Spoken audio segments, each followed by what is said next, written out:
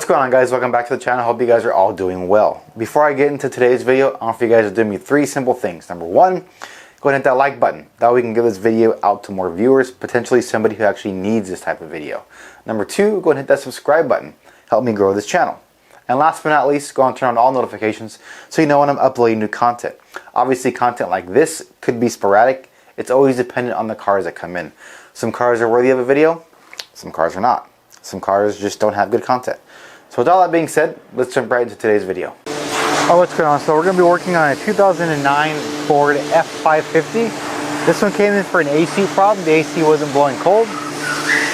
So what I went ahead and did is I filled it up with Freon. And when we're filling these cars up with Freon, let me go ahead and grab this really quick so I can show you what we use. Let's see if I can even get it off. I could, so bear with me here. We fill it up with this dye right here. What it does is it turns the oil green. And then when you put a black light on it, it's gonna shine bright green, like a fluorescent green. That way I can figure out where the truck is leaking from. As far as, whether it be the condenser, the evaporator, it'll probably go through the drain hole at the compressor or one of the lines, or a mixture of the two. So in this particular one, it is leaking about right here, underneath this panel core, or the radiator support. So what I'm gonna go ahead and do is I'm gonna show you guys how to remove the condenser. I already evacuated it, so I'm going to remove the condenser. I'm going to show you where it's leaking. I'm going to show you what it looks like when the condenser is leaking. And this goes for a hose. Any part that can get dirt on it, when the oil comes out of it, it starts to absorb dirt. So it's kind of a dead giveaway on where it's leaking from. So I'm going to go ahead and remove it. I'm going to show you guys what to go ahead and do. And then we're going to go ahead and get this condenser out, replaced. And then I'm going to show you where I found it was leaking from. Alright guys, so the way I'm going to go ahead and do this is I'm going to go ahead and pull off these 2 bolts right here.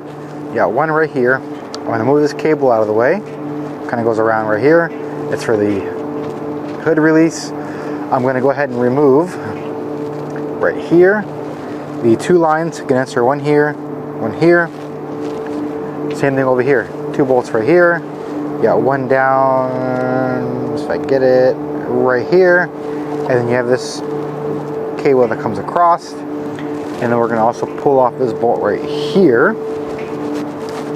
And then on the bottom of it, where is it at? Right there, it just kind of slides out. So what I'm going to actually do is I'm going to go ahead and pull this panel back a little bit so I don't have to remove anything.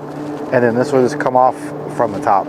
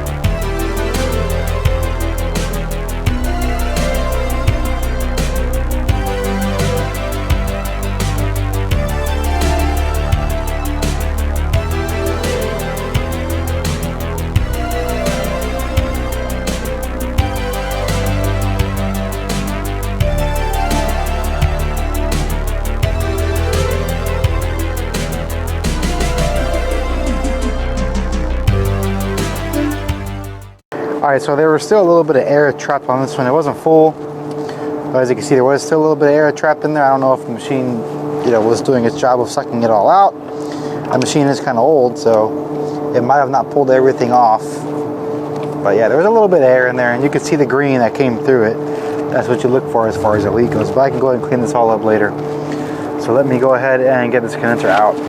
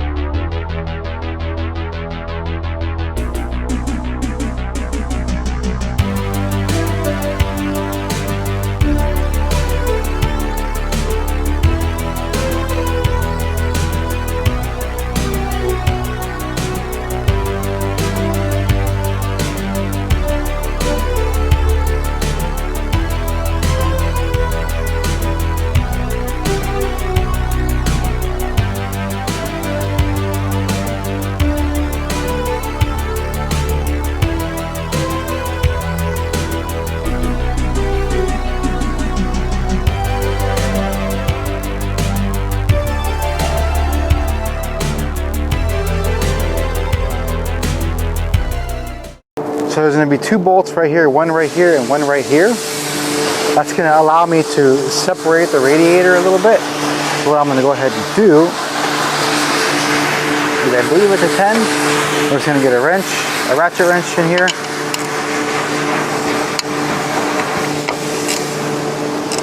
And take that off really quick. You could have taken it off first, but I wanted to see if it would just sneak past without it, but it didn't, so.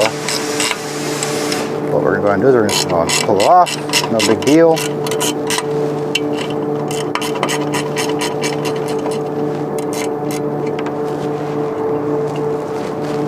And the bottom one, I'll get a socket on there so I can clear the actual bracket itself.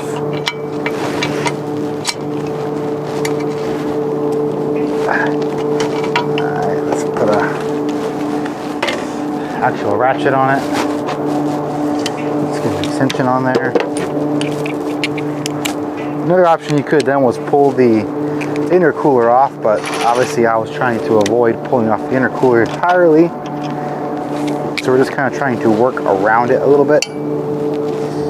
It's not that much different. I just didn't want to separate anything on the intercooler itself.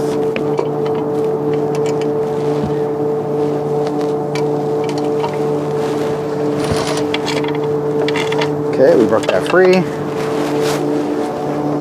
the deep one again.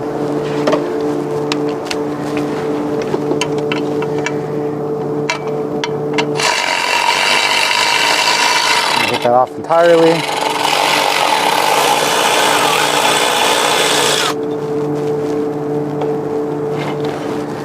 And get the top one back off all the way, complete.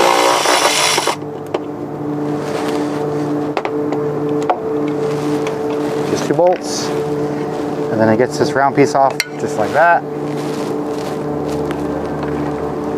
And then what we can do now is separate these 2 a little bit. What you see comes right out. So I'm going to reposition the camera. I'm going to get it in hand. I'm going to show you where it was leaking from. Alright guys, taking a peek at the original one while it's out, you see 2 spots where it potentially was leaking. You got one over here, and you got one right here. So what ends up happening is the oil, when the oil leaks out, it'll just kind of collect dirt and debris from the road. Same thing over here, that's why it becomes dark. Now, when you look at the fins itself, you see how they're kind of thick right here with just dirt built up? That's because the oil was leaking from right here. Now, I actually seen the green dye underneath the fins, and you can actually smell it. And when I was spraying some soap around here, you can actually see it bubble out. So we're leaking right here. I'm not sure it was leaking right here or not. I didn't see a leak from here, but it possibly could have been a small leak. But yeah, your condenser should look pretty clean. As you can see, there's 2 stains on it. It should be pretty clean. If it's collecting dirt and debris on one section and you're having a problem with the AC, not blowing cold over time, and you recharge it, it works fine, and then over time it does it again, and you see stains like that on the condenser, more than likely your condenser is leaking. Now the evaporator core, which is, I can't show you it, it's the same thing. It has fins like this. That one you're gonna have to take everything apart and pull that one out, and if it has the same thing, you would actually see that one as well, just like that, and you might actually see the green just kind of pooling along the bottom of it as well. You have an AC hose. So let's say you have a hose like this, and around the fitting, let's see if it'll focus, around the fitting it's all covered with dirt and debris, and let's say the other one is clean. Good indicator that your O-rings right here are potentially leaking. Around the pressure switch, same thing. There's a O-ring down in here. If you're starting to get dirt and debris built up around here and kind of up and down it a little bit, but if the rest of it's pretty clean, focus, same thing. You possibly have an O-ring right here, or just a hose in general. You see dirt and debris hanging around the rubber hose, which they're not visible on this car particularly. Let's say around the, let's see if I can get a flashlight in there, hold on, bear with me here. Okay, where are we at? Let's not go too loud. There we go. So you see where that has a crimp connection, right? Not gonna let me get it, huh? Bring it down a little bit. Alright, you see that crimped connection right here? There you go, perfect. Same thing, if you see dirt and debris around that connection, then more than likely you're leaking around the crimp, and you're going to want to replace the AC line.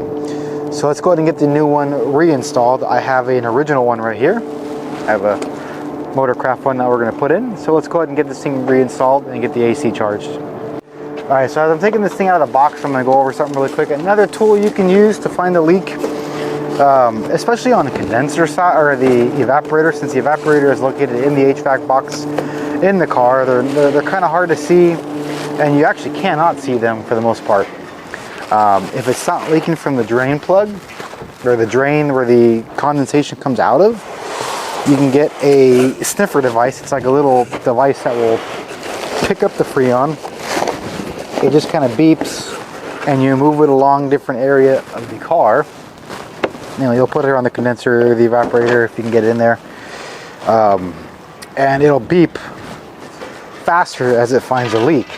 The only thing that I don't like about those is, and it might just be the one that we have here, is it's way too sensitive. So it'll beep just for random stuff. Like I can literally turn it around, I can blow in it, and it'll beep, and it'll show me that I'm leaking Freon, which obviously I'm not.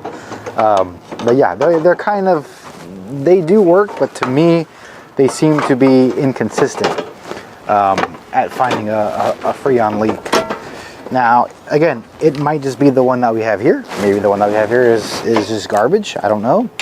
I know we've had a warranty before because it was inconsistent, and the replacement that I got, it was the exact same thing. So some people like them. If that's something you prefer, have at it. I have no problem using it, but just know I haven't had success with them before. I've actually caused a leak from a line, opening up a line and letting it leak out, and it was just inconsistent. I can put it near the radiator fan as it's blowing out, and it would have to go off, but it wouldn't go off when I was actually leaking Freon. So I don't know. But let's go ahead and get this thing reinstalled.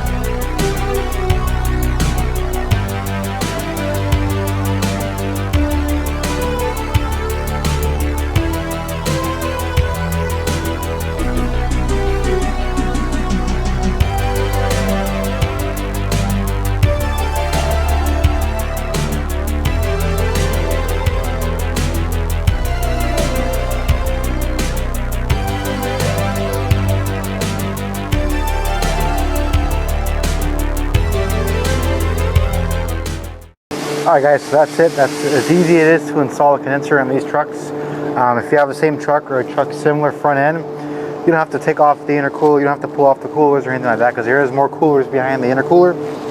You don't got to do all that. You don't got to pull this off and kind of sneak it out from the bottom. It's irrelevant.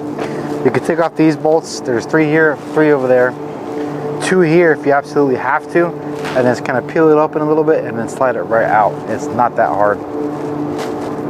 And then obviously, you know, put the lines back on, tighten everything back up, and then you go ahead and charge up the AC. I'm gonna go ahead and charge up the AC off camera because, you know, I don't need you guys to see me doing all that. That's kind of something that you guys don't have because you guys don't have this type of tool. But if you're gonna use the little cans, one thing I will recommend you do if you're gonna replace a part like this is to go to Harbor Freight or look on Amazon and get a vacuum tool. What that's gonna do is it's gonna hook up to the AC system and it's gonna pull out all the air. Because once you open these up, you're gonna start getting air inside and you're gonna get moisture inside. That is gonna kill the compressor. So you're gonna go ahead and get a vacuum, and then you're gonna go ahead and vacuum all the air out. And what that's gonna go ahead and do is it's gonna burn off all the moisture. Once you get the system vacuumed and you hold the vacuum for a good, 10, 15 minutes or so, then what you're gonna go ahead and do is you're gonna rehook up the lines, your tool, whatever you're using, a small little can or whatever you're using to fill the system. Now that your system is in a vacuum, you're gonna go ahead and hook up your tank, your cans, or whatever you're gonna be using, and then go ahead and fill up the system to spec. Now, if you're using a little gauge that comes with colors, red, yellow, and green, just fill it up until it says it's full. Turn it on, check the cooling of it. If it runs good, then should be okay. Obviously, in my case, I'm gonna go ahead and fill it to spec, which in this car is, it's about 1.7 pounds, so I'm going to fill it up to 1.7 pounds and then get it done. Now, if you are using the cans, you can also use a manifold gauge, which is 2 gauges, low and high. Ideally, you want to have the low side about 60. I believe that's static. I want to look at mine and I'll come back and reiterate that, but I believe it's 60 on the low side. High side should also say 60, and then as it's running, I believe the high side goes up to, what is it, 220, 230, around there. The low side should be around 60 and the high side should be about 220. That indicates you have a good charge and good flow in the system. I'm not going to get over reading the gauges right about now because that's a little bit more technical, but that's roughly where you want to be if you're using a manifold gauge to fill it up. So let me go ahead and fill it up, and then I'll come back once I'm done and we'll check the cooling condition. Alright guys, so what I'm going to go ahead and do is I'm going to go and fire it up. I took the low side hose off because the low side hose is missing leaks. The fitting over here was actually rubbed into by one of the electrical connectors, so it doesn't really seal all that well. But what I'm going to do is run it. I'm going to turn it on. We're going to check the high pressure side at the very least, and that will let me at least know if everything is working fine. Turn the AC on full blast, max AC.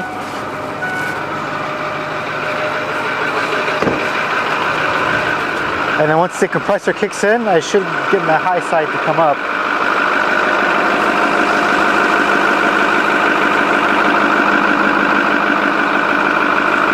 Compressor was working yesterday, compressor just came on.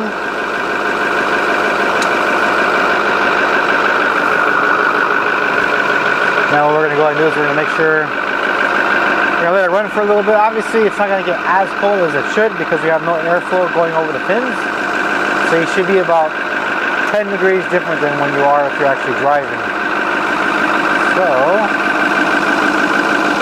I'm just going to let it run for a little bit, and then I'm going to go ahead and check the cooling inside. And if it's good, then we're good to go. You also check the hoses. You should have one that comes out warm. This is going to be your discharge from the pump. This is the compressor because it's actually getting warm. And then here's the one that's coming out and then going into your, whether we have a orifice tube or thermal expansion valve, I really can't see back there. Usually the Fords, at least with the 6.0s, they used to have a orifice tube where it'll, do its thing for the AC and let the cold go inside. I'm not going to get all technical, but seems to be okay. Compressor seems to be working. Let me go ahead and check the cool down of it. Make sure we're getting cold in the cab.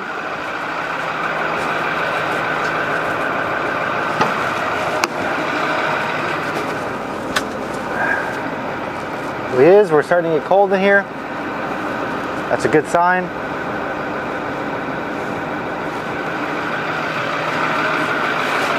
When it came in, it was just putting out normal air temperature. It wasn't getting cold at all.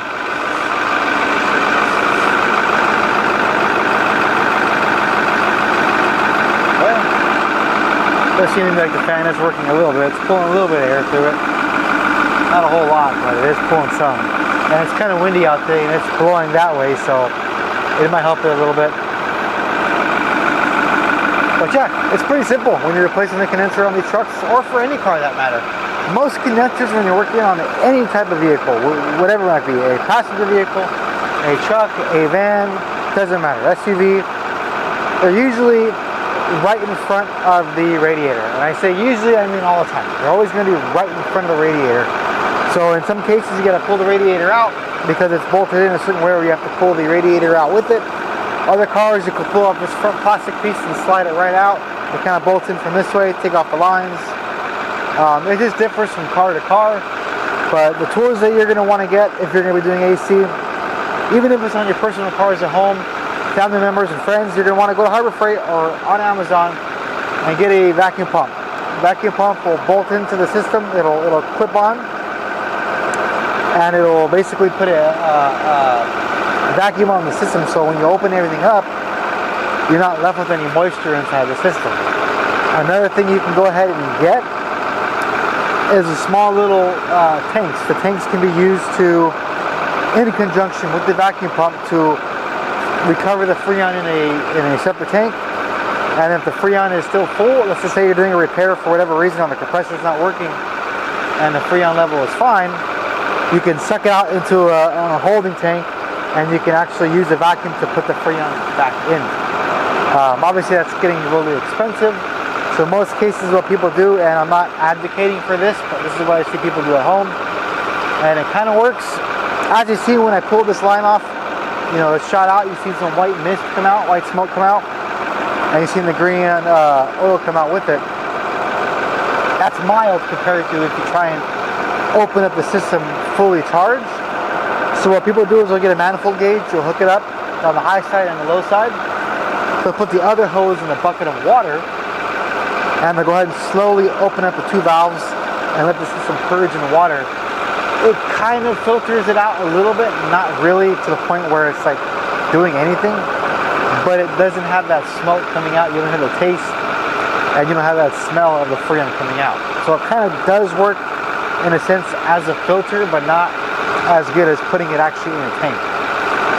From there, you still get a vacuum pump to go ahead and use that same manifold gauge, hook it up to the yellow line, put a vacuum on the system once all the repairs are done, get all the moisture out of the system, and then hook up your little reusable or your throwaway tanks you get from the auto parts store up to that yellow line as well, and it'll charge the system as well by using the pressure in the tank. You're going to put it on the low side, run the compressor, and it'll kind of suck it in as well. So yeah, that's it. AC system seems to be working fine. Pressure seems to be okay. So I'm going to go ahead and road test it. I'm going to make sure the pressure is, the cooling system is, the AC system is fine as I'm driving. Make sure it gets really cold. I'm going to put a thermometer in the vent, make sure it gets down to either 60 or 50 degrees. If it does, then we're good to go. So yeah, I'll see you guys in the next video. Alright guys, so that's actually going to do it for today's video. Hope you guys found it useful. If you guys did, once again, go and hit that like button and also hit share on this video as well. One thing I want to add to you guys, if you guys need discounts on parts, I can get parts really cheap. I have a side business where I am selling parts as a middleman service. So what I'm going to do is I'm going to go and get the parts at wholesale price, and I'm going to give you guys a really good deal on parts. I will look at the part, I will look at what everybody else is selling that part for, and I will actually give you guys a really good deal. Any parts you need, a lot of times it's going to be OEM parts. If I can't get you original parts, then I will go and get you good aftermarket parts that are not something like a Dorman where the parts are going to last for a couple months and go out. I will get you quality parts. Also, if you guys want to hit me up, if you guys need help on wiring diagrams, you need repair information, go and hit me up on Twitter at High Tech Automotive. I'll be glad to help you out via DM. I'll see you guys in the next video.